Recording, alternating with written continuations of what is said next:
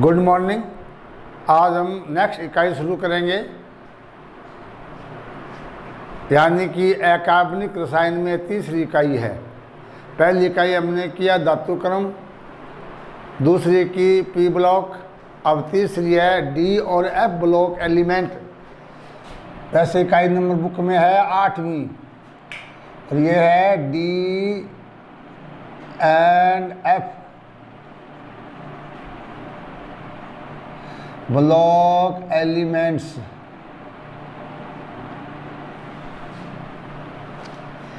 ये बोर्ड में मार्क्स है 3 और ये 3 नंबर भी ऐसे आएंगे 1 1 1, यानी कि पहले दो जो 13 क्वेश्चन एक एक नंबर वाले हैं उसमें लगभग आते हैं तीनों क्वेश्चन। एक ही लाइन में जवाब वाले क्वेश्चन आएंगे। बहुत सरल इकाई है। पहले हम लेंगे डी ब्लॉक एलिमेंट।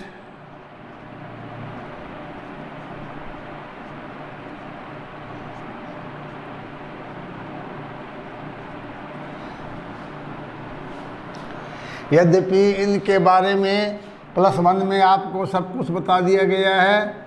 मैंने +1 में ही बता दिया था कि डी ब्लॉक तत्वों का इलेक्ट्रॉनिक विन्यास आप अभी से सीख लें। अधिकांश इसके क्वेश्चन है इसके विन्यास से ही संबंधित है। ध्यान से इनका विन्यास आप याद कर लेंगे। पहला पॉइंट है इनकी परिभाषा। ऐसे तत्व जिनके संयोजकता कोश में बाह्य कोश में अंतिम इलेक्ट्रॉन डी कक्षक में पाया जाता है, वे तत्व जिनके संयोजकता कोश में अंतिम इलेक्ट्रॉन डी कक्षक में भरे जाते हैं या डी कक्षक में पाए जाते हैं, डी ब्लॉक तत्व कहलाते हैं। इन्हें संक्रमण तत्व भी कहते हैं। कारण आपने आवर्त सारणी का अध्ययन किया, उसमें देखा होगा पहले वर्ग 1 और 2 4 धातु वर्ग है, एस ब्लॉक कहा जाता है। उनमें क्या होता है, बाह्य कक्ष में इलेक्ट्रॉन एस और एस में 2 इलेक्ट्रॉन भरे जाते हैं। उसके बाद में 13 से 18 आपने अभी अध्ययन किया है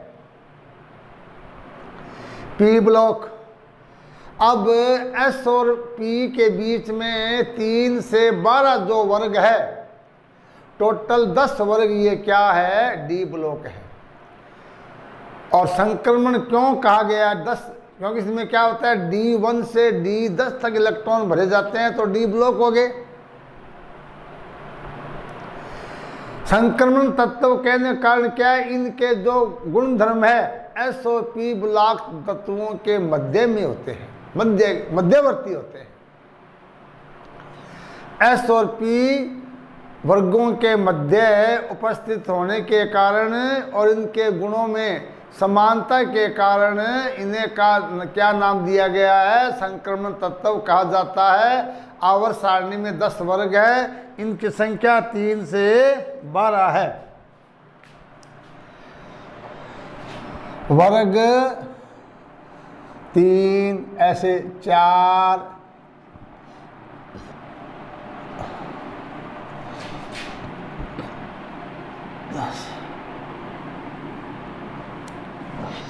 ये 12 वर्ग है, 12 तक है। डी ब्लॉक की 4 श्रेणियां हैं। अनुकूल 40 तत्व है, एक श्रेणी में 10 है। पहली होती है, ये आवर्त नंबर 4 से शुरू होता है, यानी कि आवर्त यहाँ चौथा आवर्त शुरू होता है।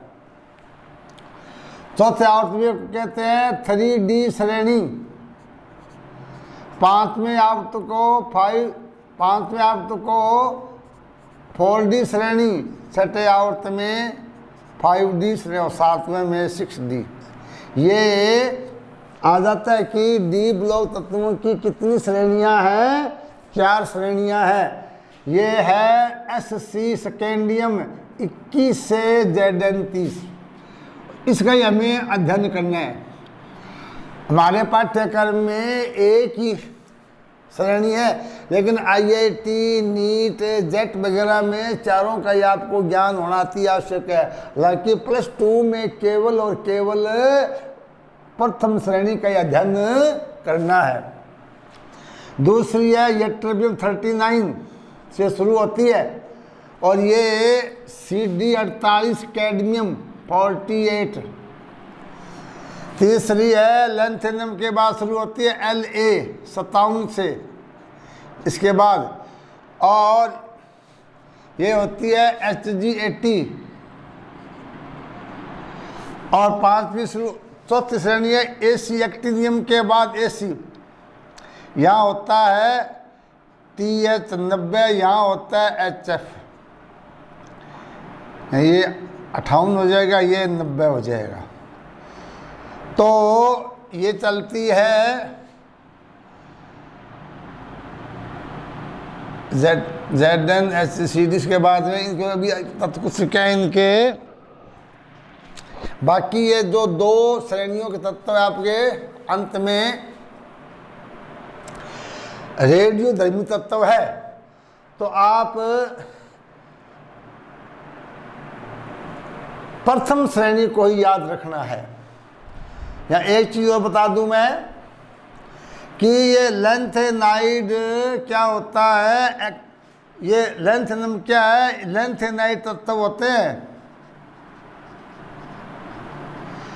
और ये होते हैं एक्टिनाइड। यानी इसे होती है 4 है, फिर ये होती है 5 है। अब देखा होगा यहाँ 57 है, यहाँ 80 के, मतलब इस बीच में क्या आ गए? 14 तत्व क्या आ गए? किसके आगे? लैंथेनाइड के। ऐसे यहाँ चौथी श्रेणी में एक्टिनियम के बाद से शुरू, ना कि 90 से 103 क्या होता है? लोरेंशियम तक क्या होता है? एक्टिनाइड। ये हम पढ़ेंगे F ब्लॉक तत्वों पढ़ेंगे। तो हमें इतना याद रखना है कि संक्रमण तत्वों की 4 श्रेणियाँ 3D, 4D, 5D, 6D। हमारे पाठ्यक्रम में एक ही कौन सी है? प्रथम। इसे कहते हैं प्रथम संक्रमण श्रेणी, यानी 3D श्रेणी हमारे पाठ्यक्रम में है। इसके सभी तत्वों का हमें ज्ञान होना अति आवश्यक है। तो पहला है scandium, titanium, vanadium, chromium, manganese, iron, cobalt, निकल और कॉपर। ये 10 तत्व हो गए। इनका हमें अच्छी तरह से याद होना अति आवश्यक है। इनके विन्यास हमें आने चाहिए। इनका इलेक्ट्रॉनिक विन्यास होता है N-1 D1 to 10 NS2, यानी कि डी ब्लॉक तत्वों का सामान्य इलेक्ट्रॉनिक विन्यास ये होता है। आपको याद होना चाहिए। एस ब्लॉक में आपने क्या किया है? NS1 NS2। पी ब्लॉक में क्या किया है? NS2 NP 1 से 6। यहाँ आपने क्या कर लिया? पी में वर्ग 13, 14, 15, 16, 17, 18 सभी का विन्यास आपने अभी अभी किया है। अब आता है डी ब्लॉक का ये इलेक्ट्रॉनिक विन्यास है। अब यहाँ खास बात सुन लो कि संक्रमण वे तत्व हैं जिनके परमाणु या आयनिक अवस्था में डी कक्ष क्या होता है? अपूर्ण हो। वे सभी तत्व संक्रमण कहलाते हैं। जिनके बाह्य कोश में डी कक्षक अपूर्ण हो, चाहे वो परमाणु अवस्था है, चाहे वो ऑक्सीकृत अवस्था है या उसका धनायन है। तो यहाँ खास बात ये है कि इस परिभाषा के हिसाब से जो Zn है, कैडमियम है और Hg है, इनको क्या नहीं मानते, इनको संक्रमण तत्व नहीं मानते। और बोर्ड में क्वेश्चन अक्सर आ जाता है कि जिंक को संक्रमण तत्व नहीं माना जाता। कारण अगर आपको विन्यास याद है तो तुरंत आप जवाब दे देंगे, क्योंकि जिंक में क्या होता है, इसकी परमाणु अवस्था और आक्सीकरण अवस्था दोनों में ही डी क्या होता है, पूर्ण भरा होता है, डी पूरित होता है, कंप्लीट फुल्ली फिल्ड होता है। देखिए Zn क्या होता है 30, Cd क्या होता है 48। अब देखिए इसका विन्यास क्या है, Ar 3D10 4s2, इसका Kr 4D10 5s2। अब लो इनकी आयनिक अवस्था, Zn2 Ar 3D10 4s0। इसी प्रकार Cd+2 Kr 4D10 5s0। अब देखिए जिंक और कैडमियम दोनों की मूल अवस्था, ग्राउंड स्टेट और ऑक्सीकृत अवस्था धनायन बनने पर इनके डी कोष क्या होते हैं, पूर्ण भरे होते हैं। यही कारण है कि Zn और Cd को संक्रमण तत्व नहीं माना जाता है, जबकि डी ब्लॉक तत्व ही माना जाता है। तो डी ब्लॉक का मतलब है सारे 10 तत्व डी ब्लॉक में के माने जाएंगे, लेकिन डी ब्लॉक अपूर्ण होने की स्थिति में ही संक्रमण तत्व माना जाएगा। अब एक चीज़ और देखिए, विन्यास आपको मैंने 11वीं में बताया था, जैसे कॉपर है, Cu का होता है 29, इसका क्या होता है Ar 3D10 4s1। इसको संक्रमण क्यों माना गया, जब आप विन्यास आपको +1 में बताया था, अभी बताऊंगा। Cu का ये विन्यास है, तो कॉपर को भी नहीं मानना चाहिए, कॉपर को संक्रमण तत्व नहीं माना जाना, जबकि है।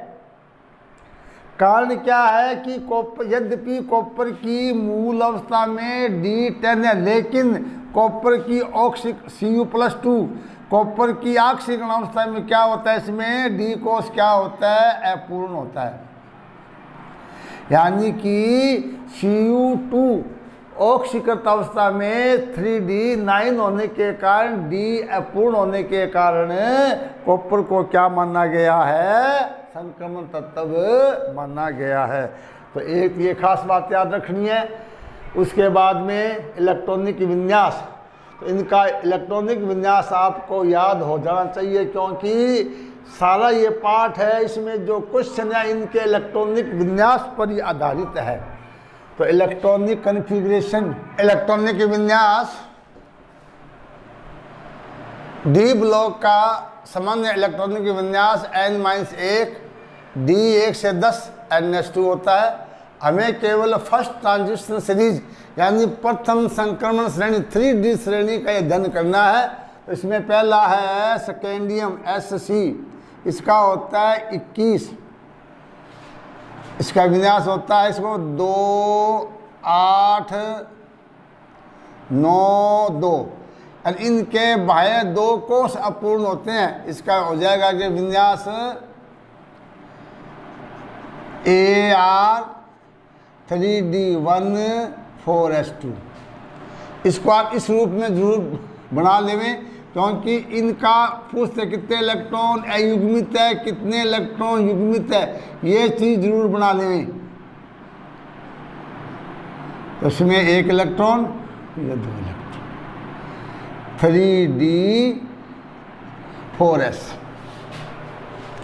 उसके बाद में टाइटेनियम 22, 2, 8, 10, 2। इसी बाह्य कोश में 2 इलेक्ट्रॉन भरने के बाद में लगातार आंतरिक कोश में 18 इलेक्ट्रॉन भरे जाते हैं। इनके बाह्य 2 कोश अपूर्ण होते हैं, ध्यान रखना। अब इसका क्या हो जाएगा, Ar 3d2 4s। यहाँ ऐसे लगातार इलेक्ट्रॉन बढ़ते जाएंगे।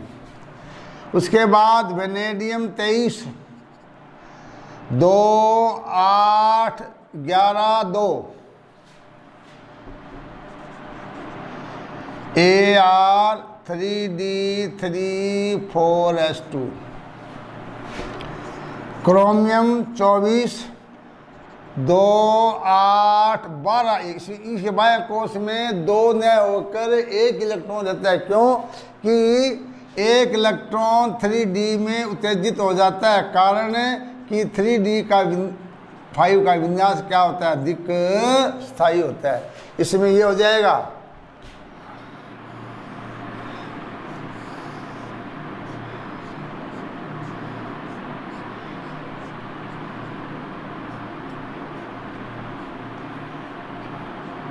ये बोर्ड में आ जाता है Cr का। Cr 24 दिया होगा इसमें। यहाँ 3d में 4 नहीं बनाना है, 4d कभी आता ही नहीं है। कारण है कि 4s 3d और 4s की ऊर्जा में बहुत कम अंतर होता है। इस कारण 4s का 1 इलेक्ट्रॉन 3d में प्रवेश कर जाता है। इससे क्या होता है, 3d का स्थायी विन्यास 3d5 एक स्थायी विन्यास से प्राप्त हो जाता है। स्थायी विन्यास के कारण क्या होता है, ये Cr क्या है, ये ऑफ-बोनियम का अपवाद है। आपको ध्यान होगा +1 में हमने CrCu2 अपवाद बताए थे। क्यों कि यहाँ 3d क्या होता है, 3d5 होता है, जो कि क्या होता है, एक स्थायी विन्यास होता है। क्या होता है, स्थायी विन्यास। उसके बाद में Mn 25, 2, 8, 12, 2। 3d5 4s2। उसके बाद में iron 26,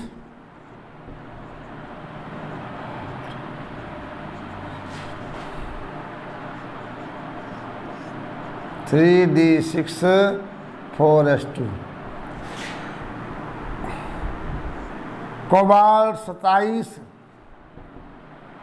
2, 8, 14, 2। 3d7 4s2। Nickel 28,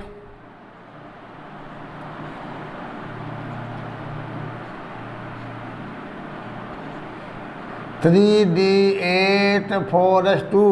copper वही अपवाद 29, 16 या 17, 17, 1। यहाँ क्या है, कॉपर का भी अपवाद है ये 3d10 4s1। और लास्ट है जिंक 30, 2, 8, 18, 2। 18, 1।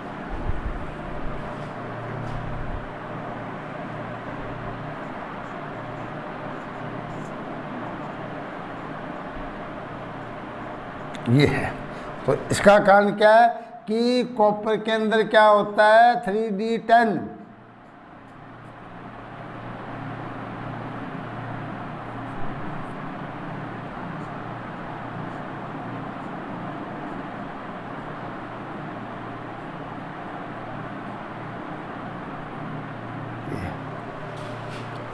तो ये Cr और Cu का विन्यास आपको पूछ लिया जाता है कि इनका विन्यास अपवाद के रूप में क्यों होता है। अब ये प्रश्न पूछते हैं कि Cr Cu के अलावा सभी तत्वों के बाह्य कोश में 2-2 इलेक्ट्रॉन। CuR और Cu को छोड़कर अन्य सभी 8 तत्वों के संयोजकता कक्ष में 2-2 इलेक्ट्रॉन है। इनके बाएं कोश में ही 1-1 इलेक्ट्रॉन क्यों होता है? उसका कारण यही था कि Cr के अंदर क्या होता है? 3d5 विन्यास, Cu का होता है 3d10 विन्यास, कि 3d5 और 3d10 दो ऐसे विन्यास है जो अन्य विन्यासों की तुलना में अधिक स्थायी होते हैं। हो गया इसका स्थायी विन्यास। नंबर 2 4s और 3d, 4s और 3d कक्षकों की ऊर्जा में बहुत कम अंतर होने के कारण ये दो अपवाद हैं। तो फिर सुन लीजिए कि Cr और Cu के संयोजकता कक्ष में 1-1 इलेक्ट्रॉन है, जबकि अन्य संक्रमण तत्वों के बाएं कोश में 2-2 इलेक्ट्रॉन है। कारण नंबर 1 3d5 और 3d10 अर्धपूरित और पूरित विन्यास है, जो कि एक स्थायी विन्यास है। नंबर 2 इनके 3d और 4d उत्कोष की ऊर्जा में बहुत कम अंतर होता है। इस कारण 4s का इलेक्ट्रॉन 3d में प्रवेश कर जाता है, जिससे Cr का अर्धपूरित विन्यास बन जाता है और कॉपर का क्या बन जाता है? स्थायी विन्यास। तो ये था इनका सामान्य इलेक्ट्रॉनिक विन्यास। इसमें 2 बड़े महत्वपूर्ण क्वेश्चन है। एक तो ये कि जिंक को संक्रमण तत्व क्यों नहीं माना जाता।